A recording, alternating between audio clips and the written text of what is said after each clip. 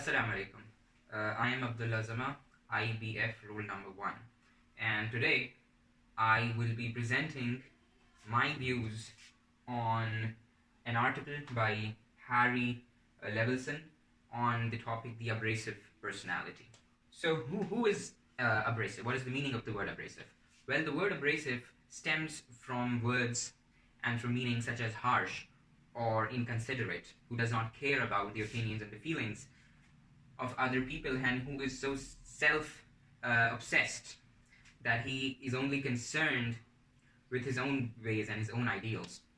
And this stems, usually the context of being abrasive is that a person who has a high set of ideals and a drive for perfection. And in that drive for perfection and that overwhelming desire to achieve his ideals, he completely disregards and often is very disrespectful to people who does not conform to his views. Now, let's explain this with the help of an example that's given in the article by Harry. Is, for example, a person, Sandstorm, is the vice president of a division in a company, and he has become vice president at a very young age, actually, and he has been extremely profitable to the company as a whole. The company's bottom line, the profits, have been soaring high since he has become vice president. And if there's any problem that a company faces that everybody else finds really hard to solve, you get that problem to Sandstorm, and he basically gets to the butt of the problem, to the soul of the problem, and he gets through it, and he basically turns the project around. He turns a project from a failing one to a succeeding one. So he's an amazing person. The company is profiting from him a lot, and his peers are really looking up to him, that he's such a successful man at such a young age and all that stuff. But that's not it. That's not the whole story. The whole story also includes the fact that he's completely abrasive.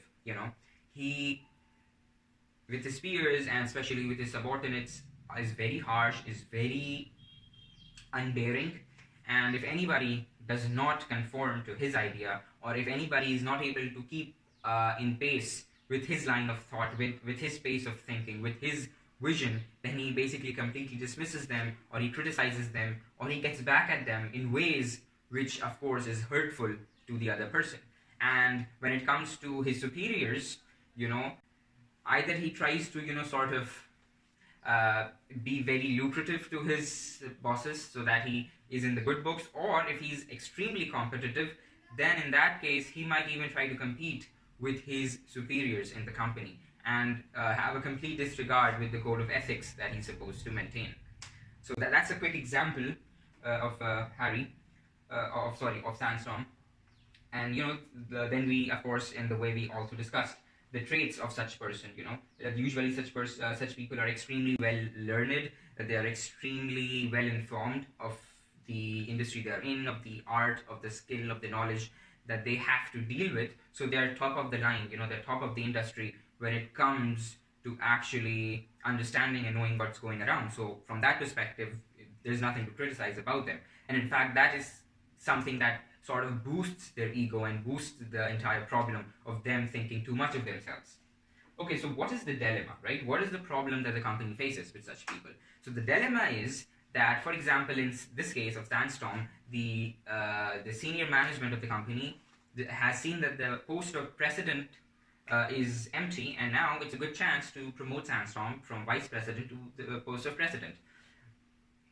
But the problem is that he's an abrasive person. So although promoting him to being the president might actually be more profitable to the company, because now he will have more control over more areas of the company, over more projects, so that might drive the profit even higher, but that will only also leverage the problems faced by his peers and his subordinates and even his superiors. He might end up being even more abrasive, he might end up being even more hurtful, even more rash, and even more unthoughtful about other people's feelings.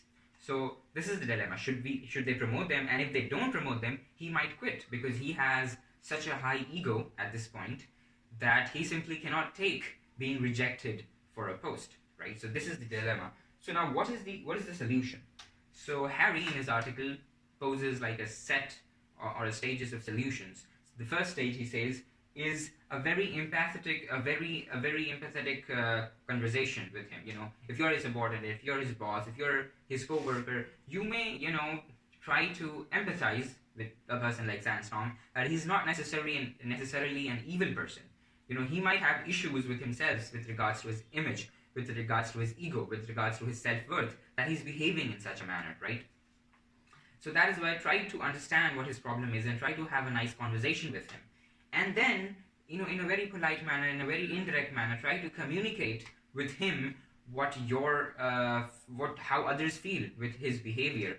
And then a third eye view that you're providing to a person like Sandstorm might allow him to reflect on his actions and the consequences of his actions. That's the first technique.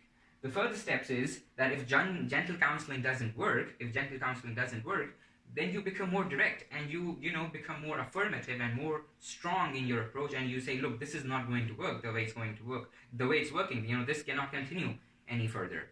So you better improve yourself. And like most people, as highlighted in the article, even the bosses of abrasive people actually shy away from such conversations because they do not want to deal with a volcano erupting. But what Harry suggests in this article is that we should actually go forward and we should have the difficult conversation of confronting an abrasive person and talking with him in clear terms of that he is actually causing a problem in the company. And then the final stages is that you should refer him to a psychiatrist or a psychologist and give him therapy sessions that might help him improve.